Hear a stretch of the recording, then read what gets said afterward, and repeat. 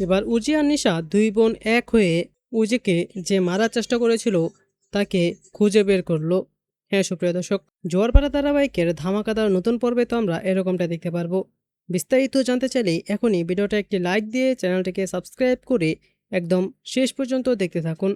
জোয়ারপাড়া ধারাবাহিকের আজকের পর্বে তো আমরা সবাই দেখতে পারবো যে উজি থানার মধ্যে একটি মোবাইল ফোনে নিউজ দেখতে পায় যে যেখানে বলা হচ্ছে আজ বিকালে স্বামীর হাতে গ্রেপ্তার হয়েছেন নিশা মিত্র উজি মিত্রকে মারার অপরাধে।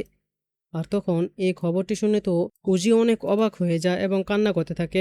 আর অন্যদিকে আমরা দেখতে পাই যে নিশা তো রেগে বলতে থাকে যে আমার বোনের খুনিদেরকে আমি নিজে খুঁজে বের করব, যে করেই হোক।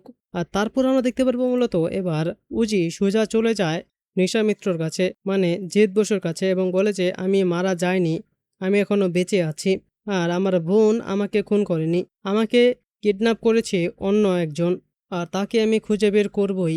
আর তারপর আমরা দেখতে পাই যে এবার উজি নিজেই তার বোন নিশাকে জেল থেকে বের করে। আর তারপর তারা দুইজন এবার হাত মিলিয়ে তাকে যে খুন করার চেষ্টা করেছিল তাকে খুঁজে বের করবে এবং তাকে উচিত শিক্ষা দেবে, দুই বোন একসঙ্গে।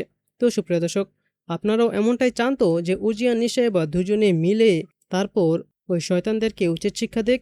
তো আপনারাও যদি এরকমটাই চেয়ে থাকেন তাহলে সেটি নিচে কমেন্টে জানিয়ে দিন।